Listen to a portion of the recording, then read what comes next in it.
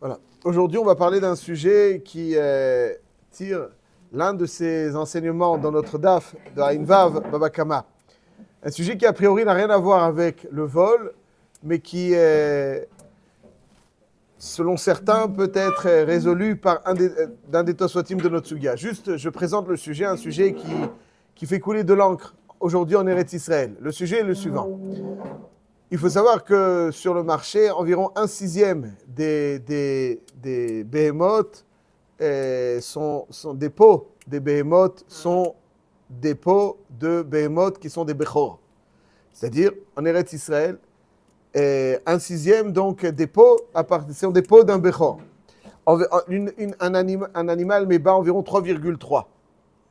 Et il y a 1/6 donc des behemoths qui sont bechor zachar. Et là est le sujet. Étant donné qu'ils sont bechor zachar, quel est le statut d'une behema qui est bechor? Et est-ce qu'on peut l'utiliser n'importe comment? Il y a une behema, un petit veau bechor. On peut l'utiliser n'importe comment. Alors le statut d'une behema bechor est le suivant. Quand une behema met bas, donc pour la première fois, Peter Rechem, ça fait partie aussi de Parashat HaShavua, Azledin, et qu'on le donne au Kohen. Le Kohen, c'est lui qui est propriétaire des Bechorot. Behemoth, on parle. Ouais. Vous avez rien vu. Bon, alors parce qu'il y en a qui on va trouver.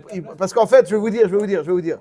Avoir un Bechor, déjà, c'est très particulier parce que quand il est parfait, il est kadosh. Et il faut l'apporter en tant que korban. Tant qu'il est parfait, à Bechor, va à Maaser, va à Pesach, Kadashim Kalib. Donc dès qu'il sort du ventre, il est kadosh. Shlamim. Il a donc les mêmes critères que le korban shlamim, yamim velayla echad, et à Bechor, donc nishrat bechol makom ba'azara, matana hat. Donc il a beaucoup de halachot le concernant, mais c'est un korban. Ça veut dire que si j'achète une vache et elle met bas pour la première fois, un petit veau, alors normalement je dois m'en occuper un mois, ou ça dépend des behemoths, je dois l'occuper un certain temps, je ne peux pas vous la donner tout de suite. Il faut que je m'en occupe et après je vous la donne. Mais qu'est-ce que vous faites avec aujourd'hui? Avec un bechor? Vous allez tourner où? Ari les kadosh. Alors, il faut attendre qu'il y ait un moum. Quand il y a un moum, alors la BMA elle est plus kedosha. Il y a un moum, il n'y a plus kedosha. Qu'est-ce qui se passe? Elle appartient au Kohen. Le Kohen peut donc la manger et tranquillement. Et il ne s'agit plus de l'offrir sur le misbeach. Parce qu'il n'est plus que dosha, il y a un moum, c'est fini. Dès qu'il y a un moum, c'est fini. Mais il faut attendre le moum. Et tant qu'il n'y a pas de moum, et le kadosh b'kedusha de prora. Et donc, il faut quelque chose. Aujourd'hui, il n'y a plus de beta mikdash. Donc, les seuls animaux qui sont kadosh, sans qu'on les ait investis de kedusha verbalement, c'est les brorot. C'est-à-dire qu'aujourd'hui, quelqu'un connaît un korban ola? Pas de korban ola. Qui est-ce qui va être makdish à ce réseau ola? On fait attention pour le korban Pessah. On ne dit pas cette viande elle est pour Pessah. On fait attention. Il n'y a personne qui a investi une BMA d'une kedusha. Ça, c'est vrai pour tous les korbanot. L'exception, qui aujourd'hui aussi est en vigueur, parce qu'on n'a pas besoin de l'investir de kedusha, elle est tout naturellement kedusha, toute seule, sans qu'on ait besoin de prononcer quoi que ce soit, c'est bechor. La Torah kedusha, elle nous dit qu'à partir du moment où une BMA est bechor, elle est kedusha. Que tu le veuilles ou pas. Alors c'est bien de dire que aussi à réseau kadosh, mais c'est pas me'akev, elle est kedusha. Donc les seuls behemoths qui aujourd'hui vont être investis d'une kedusha, c'est kedusha de bechor. Ça change rien. Qu'il y ait Bet HaMikdash, qu'il n'y ait pas Bet HaMikdash, que ce soit en Eretz Israël, que ce soit en Chutz La'aretz, partout dans le monde. Dès qu'un juif possède une behema tehora et qu'elle met bas, le Peter Rechem, il est kadosh. C'est les seuls korbanot. Alors comment on fait pour ne pas rentrer dans ça? Parce que c'est et on aurait tellement voulu l'offrir au Bet HaMikdash. Mais maintenant qu'il n'y a pas de Bet HaMikdash, comment on fait? Quoi, alors on va tourner avec des behemoths kedoshot qui risquent de se mélanger, c'est un problème. Ouais, comment on va faire? La solution, c'est d'être mishtatef avec un goy. Si un goy, il a une part dans la mer, alors il est choutaf avec le Yehudi, il n'y a pas de kedushat bechor. La propriété, même partielle, du goy empêche donc la kedusha d'être là sur le bechor. Ça, c'est le din. Ça, c'est la halakha. Donc, quand le Bechor, il est tam, c'est tamim, ouais, il est tam, ça veut dire qu'il est parfait. Az le din, il est kadosh, si le goy n'a pas de propriété partielle même dans la maman. Et si il est pas tam, az là, le Kohen peut le manger. Donc, si un Bechor balmo. Ceci étant, dans les abattoirs, quand on va donc faire la shrita, l'une des vérifications, outre la vérification qu'on a concernant la BMA, qu'elle est kshera, qu'elle n'est pas trefa khalila, c'est, il faut savoir connaître l'origine, qu'il n'est pas bechor. Pourquoi? Parce que si la bébé est bechor, alors on n'a pas le droit. Non, si on achète un goy, il n'y a rien du tout. Ouais, rien du tout. En Eretz Israël, si un abattoir en Eretz Israël, c'est un bechor, alors il est kadosh b'kedushat prora. Je précise, si quelqu'un il fait un moum dans un bechor, ouais, il lui arrache l'oreille. Alors, il faut savoir qu'à l'époque du Beth Amikdash, il y avait des spécialistes, des rabbanim qui étaient spécialistes pour déterminer les moumim. Il faut être un spécialiste pour savoir qu'est-ce qui est un moum, qu'est-ce qui n'est pas un moum. Et c'est uniquement sur la hora d'un spécialiste qu'on peut consommer, que le Kohen peut consommer ce bechor, quand il a un moum. Mais quelqu'un qui fait un moum à la BMA, midé rabanan et la surabana.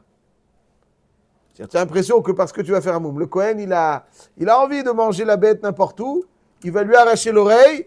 Il faut savoir qu'à partir du moment où il lui arrache l'oreille, la BMA et la surabana, midé rabanan. Midé rabanan. Donc, quand on va prendre des behemoths pour les proposer, donc pour leur faire la shrita, si c'est un bechor, on est mal. C'est Ali Kadosh, c'est Kodshim Bachut, ça filou, yachol toi.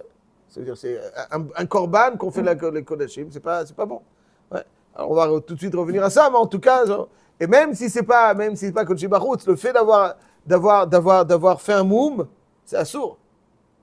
Ouais, même si. Ouais. Ça, c'est donc ça, c'est dans tous les abattoirs qui ont une teouda, il faut attention à ça, que la béma ne soit pas bechor. Ça, c'est pas chouette. Mais là où il y a un dioun qui est suscité, et c'est dans le cas suivant. Les sofrim, pour faire les tfilines, ils vont utiliser or behema tehora. C'est-à-dire que pour faire des tfilines, on ne peut pas utiliser la peau d'une behema temea. Il faut utiliser la peau d'une behema tehora.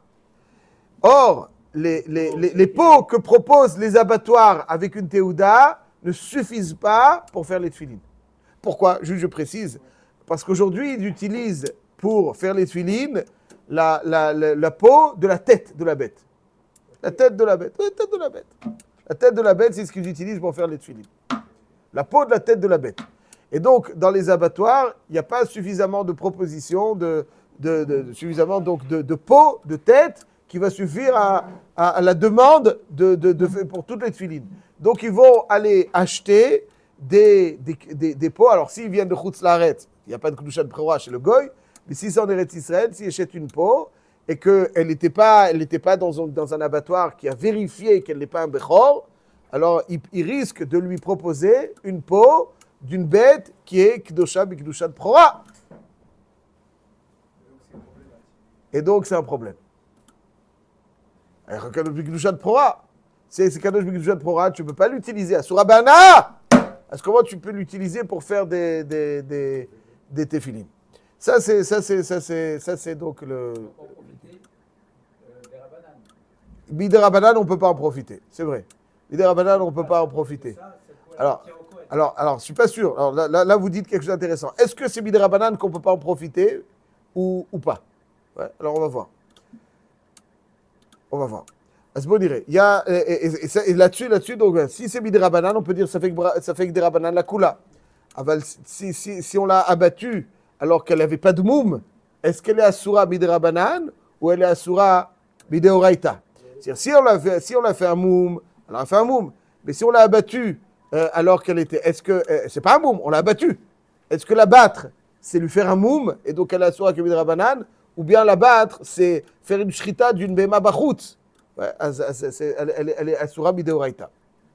C'est exactement ça. Je précise avant de poursuivre qu'aujourd'hui, il y a des Talmidei Chachamim qui vont chez tous les propriétaires les agriculteurs, les éleveurs plus précisément, et qui leur apprennent à donner la partie de l'œsophage, de trachée artère, à un goy. Ils s'occupent de ça. Comme ça, toutes les peaux qui arrivent, toutes les behemoths qui arrivent ne sont pas kedusha b'kedushat proa.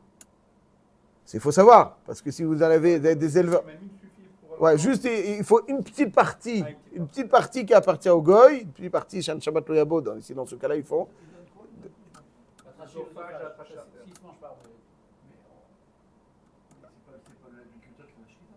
Non, parce que la question, elle est, la BMA, lorsqu'elle va mettre bas, l'enfant qui va naître, il est Bechor. Et s'il est Bechor, ça pose quelques problèmes par la suite, dans la chaîne. Donc ils vont, quand le goy, il a une propriété, même partielle, de la mère, l'enfant n'est pas Kadosh B'Kedushat Proa. Parce qu'aujourd'hui, c'est... Ah, ça, c'est le dieu. Alors, ils font ça. Maintenant, quand ils n'ont pas fait ça, alors il y a juste, je vous dis très rapidement, dans notre Sugia, il y a quelqu'un qui a cherché à déduire ça du Tosfot qu'on peut solutionner. Explication. Il y a une marloquette dans la Sugia de Daf Ain Vav, dans les Mishnayot d'Aïné Ain Vav, Ma'adin, quelqu'un qui vole des Kadashim. Et il les abat. Est-ce qu'il est chayav? Ça veut dire que moi, j'étais makdish une bête, et puis quelqu'un me l'a volé. Alors moi, j'ai dit par exemple un réalai. Ouais, si quelqu'un dit par exemple un réalai, il dit un réalai, Ola, il est chayav d'amener un Ola. Il est chayav b'achayuto. Il est chayav, donc il est responsable. Lui, quand il me vole ma bête, il me fait amener une autre bête. À cause de lui, je dois amener une autre bête. Alors, c'est pas la mienne, c'est vrai, c'est pas la mienne. Alors, quelle est est-ce que le fait que, en me volant cette bête, il me fait perdre quelque chose dans la mesure où je devrais amener une autre bête, est-ce qu'il est chayav de me rembourser comme s'il m'avait volé une bête à moi, parce que je suis chayav b'achayuta, ou pas? C'est pas, ça t'appartient pas, c'est pas ta bête, c'est une bête qui appartient au Ekdesh. Est-ce que dans ce cas-là, que la bête elle est kedusha, mais quand le propriétaire est chayav b'achayuto, machloket tanaïm, il a un de bête amigdash. Mais cette bête, si tu la cibles, elle appartient à qui? À moi? Non, elle appartient au Ekdesh. Si, elle est kadosh. Elle est kadosh. Elle est kadosh. Dès que j'ai dit, elle est kadosh. Il offre, mais il a été makdish la bête et on la lui a volée. Donc si le voleur me cause une perte en la volant, puisque je suis responsable alors cette bête-là, elle n'est pas à moi, mais elle occasionne pour moi une perte. Est-ce qu'on va condamner le ganav comme s'il m'avait volé une bête à moi, kefel, arba vachamisha ou pas? Alors, là-dessus, il y a Tanakama et Rabbi Shimon, Hazak. Tanakama, il dit, et c'est la halakha, hein, je précise, Tanakama, il dit, Rambam, Ilchot Gneva, Perek Bet, halakha, Aleph, je crois, le Rambam, il dit qu'il y a marqué dans Vegunav, mi beta ish. Ça veut dire, il faut que la bête m'appartienne pour être hayav kefel arba vachamisha. Si c'est pas mi beta ish, bet hekdesh, ça appartient à hekdesh, c'est pas tout. Ça, c'est la halakha. Pour que chayav kefel. Aval Rabbi Shimon Bar Yochai, il dit, si les chayav b'achayutan, alors c'est quelque chose qui est gorem les mamon, c'est-à-dire c'est quelque chose qui va me causer une perte. Donc quelque chose qui va me causer une perte, c'est comme si tu me l'avais soustrait et donc tu me payes.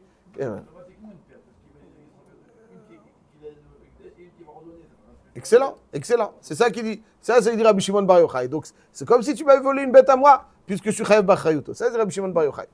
Et donc il est chayav si le ganav, il y a marqué dans la Mishnah que si le ganav il a égorgé cette bête kodesh que l'ancien propriétaire possédait entre guillemets, c'est-à-dire c'était à lui, il devait l'amener, il est chayav de lui payer arba vachamisha. Shoelet Agmara, pour être chayav arba vachamisha, il faut une shrita. Or ça, c'est une shrita chez Ena Re'uya. C'est une shrita qui ne peut pas permettre la consommation de l'animal. C'est une shrita irrécupérable. Or, pour être chayav arba vachamisha, il faut une shrita re'uya. Et ça, c'est une shrita chez Ena Re'uya. C'est une shrita qui ne permet pas la consommation puisqu'elle est ekdesh. Comment peux-tu condamner le voleur qui a égorgé une bête ekdesh, qui est chayav b'achayuto, d'après Rabbi Shimon Bar Yochai, parce qu'il a arrêté une shrita chez Ena Re'uya? Ça, c'est la question de la Gemara dans Daf Ain Vav Amud Aleph. Michdei, Shaminan le Rabbi Shimon Amar shrita chez Ena Re'uya, lo shema shrita. Kadashim nami shrita chez Ena Re'uya. la Gemara, elle dit effectivement, Beshochet Bifnim, Leshem Baalim, Chazra Keren Baalim, Shnishpach Adam, etc. Mais Kitsour, c'était pas une Shrita Shena Reouya, regardez la Gemara. Bon, en tout cas, si c'est une Shrita Shena Reouya, il peut pas être Chayav.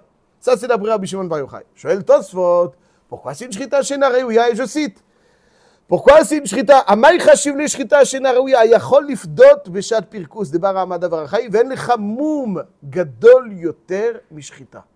Tosfot, il dit, arrête, Chidouche. Tosfot, il dit, tu me dis que c'est une shrita shena reouya. C'est-à-dire, si les shochet bachut, c'est une shrita shena reouya. Shrita de kadashim bachut, c'est une reouya. Je vais le Tosfot, est-ce qu'on peut racheter? J'ai été makdish une BMA, les shem, shlamim. Est-ce qu'on peut la racheter? Est-ce que je peux la racheter, la BMA ou pas? Si on retrouve le voleur, on retrouve la bête. Attends. Si moi, pour l'instant, il n'y a pas de voleur. J'ai été makdish une BMA shlamim et je voudrais la racheter. Je dis, tiens, celle-là, elle m'intéresse pour une raison quelconque. Je vais. Je peux la racheter ou pas? Si elle a un moum, oui. On ne peut pas racheter. Quelque chose qui est kadosh b'kedushat gouf, qui est apte sur le misbeach, on ne peut pas le racheter. Quand il y a un moum, c'est kadosh b'kedushat damim. Tu ne peux pas maintenant l'approcher dans le misbeach. Tu peux l'approcher, tu peux la racheter. Pardon? Il n'y a pas Toumra, c'est de faire Toumra. Toumra, ça ne sert à rien. Vayaou Toumra to yekodesh. Toumra, ça ne sert à rien. Donc le Tosfot, il demande, quand je fais la shrita, elle a un moum.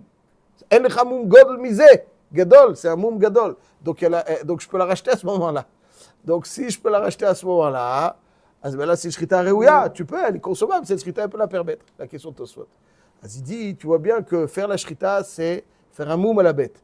Donc il veut dire que même les Bechorot, lorsqu'on les abat, alors maintenant il y a ta la peau devant toi, c'est un Moum. Donc elle est plus Kadosh. Donc ça c'est pas Pachout, parce que la battre, ça n'enlève pas, c'est un maasé de Akrava, donc il y a Choliot que c'est pas. Mais d'après ce Tosfot qui veulent dire que dès qu'il abat, elle est plus Kdosha, elle a un moum. Un Bechor qui a un moum, c'est que des Rabanan. Donc ça fait des Rabanan la Kula.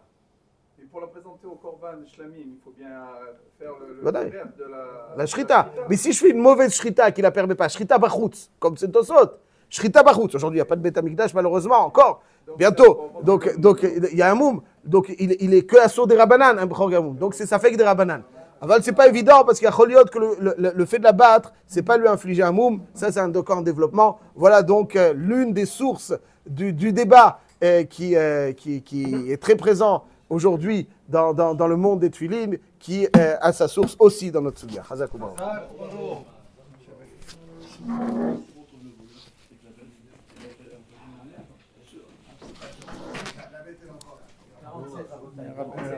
Je rappelle, le shiur commence à 40. Je reviens à 40 parce que